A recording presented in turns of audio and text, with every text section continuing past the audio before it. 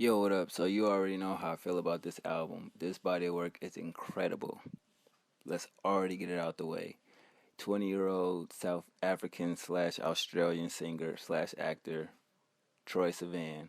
You know, basically the album is about his misspent youth, um, thinking about what his future will end up like. Vulnerability. And if you didn't know, he outed himself as being gay on YouTube in 2013. He's from the suburbs of Perth, if I'm pronouncing that right, Perth. It's just basically young wisdom. The sound is consistent, and it's really a captivating album overall. It's a great body of work.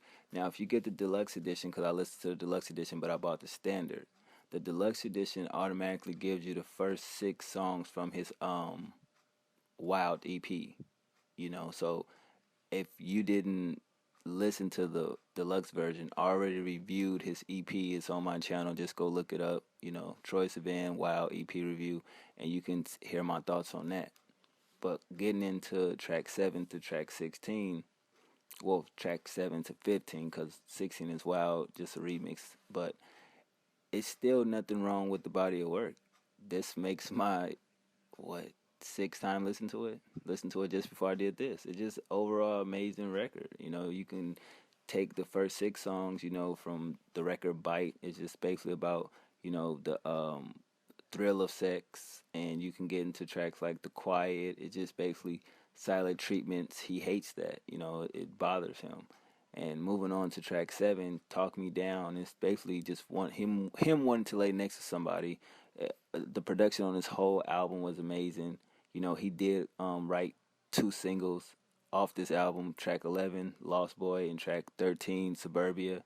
But moving on to track 8, entitled Cool, it's basically about the rush of fame over a smooth beat, elegant vocals. I love the lyrics, and the story was kind of amazing. I'm like, this dude is dope. You know what I mean? They're already comparing it to like a Taylor Swift 1989, and I think that's an awesome comparison. But it's definitely a good record. Track 9, Heaven, featuring Betty Who, fundamental truth at its finest. Vocals are there, lyrics are there. Track 10, Youth, is over some amazing production.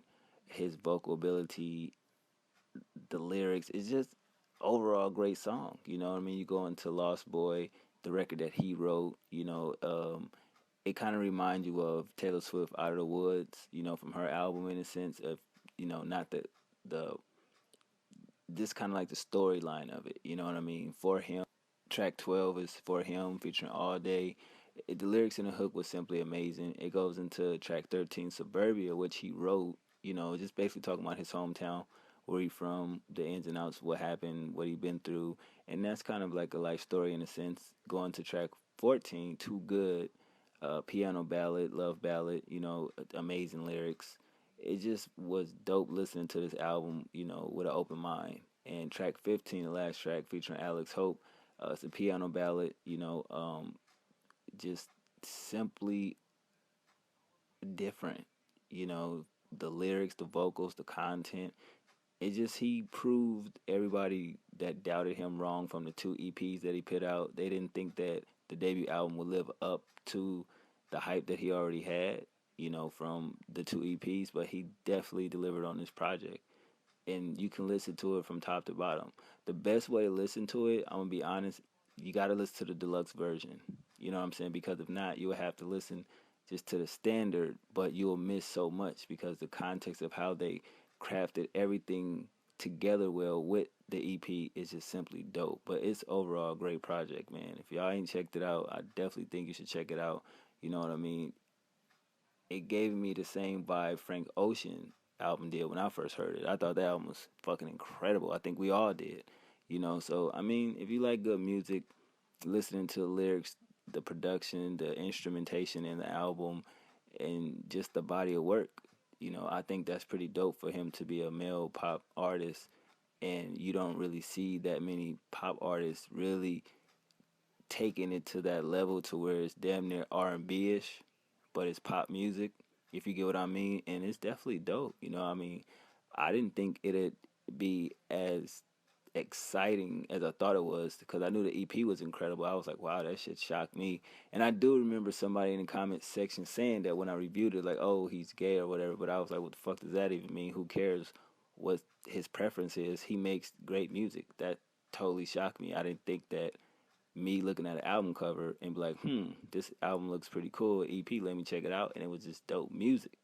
That's what I think music is kind of missing with any genre. You just got to have every combination that fits well. He's a well developed artist, I would say. And if he keeps going the way he's going within 10 years, that I see him winning Grammys and accolades and everything like that. And it's just like, you don't get that too often, you know. And so for all the other reviewers that review music far as pop culture, this is one. If I don't see them reviewing it, I look at that as weird, and I don't understand why you wouldn't do that. But this album is dope, man. 10 out of 10. Like I said, it's better than Adele's album. You can play this all the way through with no skips. I don't care what you hear in the lyrics. It's a body of work that you literally can put on from track 1 all the way to track 15 without skipping a beat. But that's just what I thought about it, man. Y'all let me know what y'all think. I enjoyed the album. So, yeah, man, I'm out.